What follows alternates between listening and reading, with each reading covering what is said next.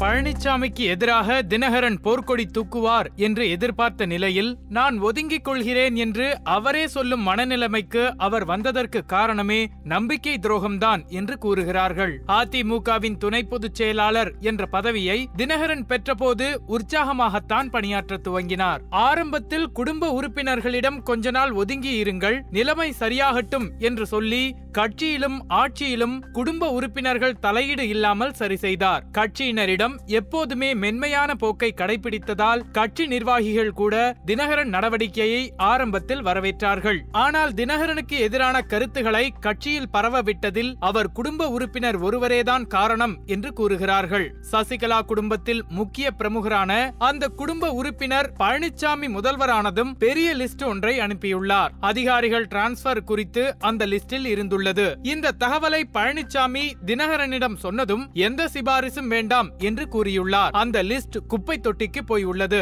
அந்த பிரமுகர் சூடாகி தனக்கு வேண்டிய அமைச்சர்களிடம் அவன்தான் கட்சின்னு நினைக்கிறானா, நாங்க இல்லாம அவனால எப்படி செயல்பட முடியும்னு காட்டுறோம், நீங்க எனக்கு ஆதரவா இனி அவங்கிட்ட பேசுங்க, நடக்கிறத பாத்துக்கலாம் என்று கடுப்பாக பேசியுள்ளார். அதன் தொடர்ச்சியாக ஆர்கே நகர் தேர்தலில் தினகரன் களத்தில் நின்றபோது இந்த அமைச்சர்கள் தினகரனிடம் சசிகலா படத்தை ஏன் பிளக்ஸில் போடவில்லை என்று கேட்டுவிட்டு குடும்பத்தை நீங்க ஒதுக்க பாக்குறீங்க என்று சொன்னதுமே தினகரனுக்கு இவர்கள் பேச்சின் பின்னணி புரிந்துவிட்டது. அதன் பிறகுதான் வரிசையாக தினகரனுக்கு எதிராக காய் நகர்த்தல்கள் நடைபெற்றது. அமைச்சர்கள் கூட்டத்தில் தினகரனை ஒதுக்க வேண்டும் என்று முடிவு செய்த போது அந்த தகவல் அங்கிருந்து உடனடியாக தினகரனுக்கும் வந்துள்ளது. அதற்கு தினகரன் எல்லோரும் ஒத்த கருத்தோடு இருக்க மாட்டார்கள், என் பக்கம் 6 அமைச்சர்கள் இருக்கிறார்கள் என்று நம்பிக்கையாக இருந்துள்ளார். ஆனால் அந்த அமைச்சர்களுக்கு மன்னார்குடி குடும்பத்தில் இருந்தே போன் வந்துள்ளது.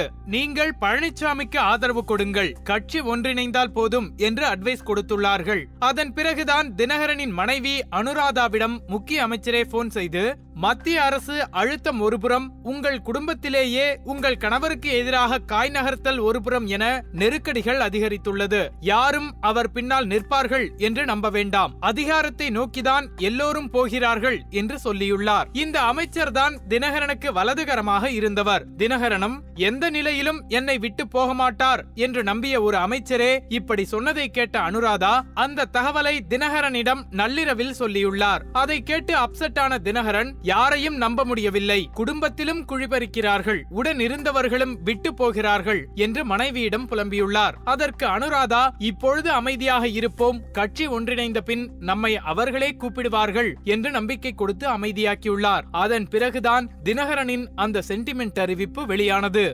மேலும் இது போன்ற செய்திகளை தெரிந்து கொள்ள சுட சுட சேனலை சப்ஸ்கிரைப் செய்யுங்கள்.